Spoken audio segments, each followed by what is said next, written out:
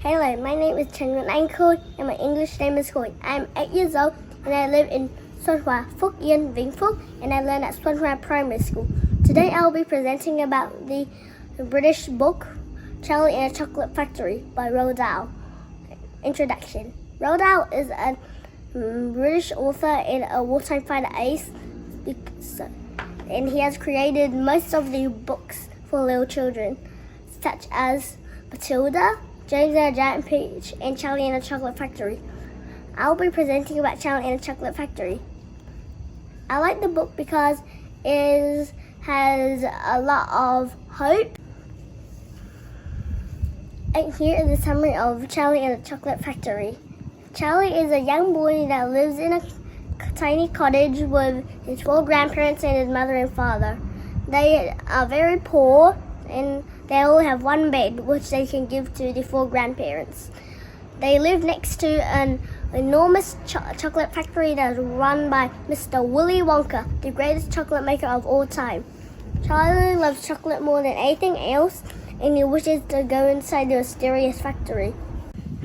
One day, Mr. Willy Wonka says he has set out 5 golden tickets inside 5 normal chocolate bars and sent them to everywhere in the world. But right now, Charlie is really wishing that he has got one, but he only gets 1 chocolate bar a year, so he thinks he has no chance. Now, one day, Charlie finds some money on the ground and he buys 2 chocolate bars.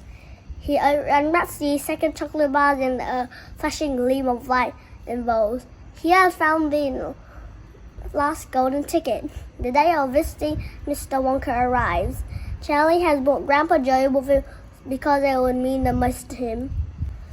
Then Mr. Willy Wonka greets them and leads them to the first room full of edible grass and buttercups.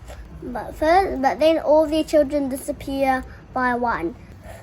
Charlie is the only one left, and then Mr.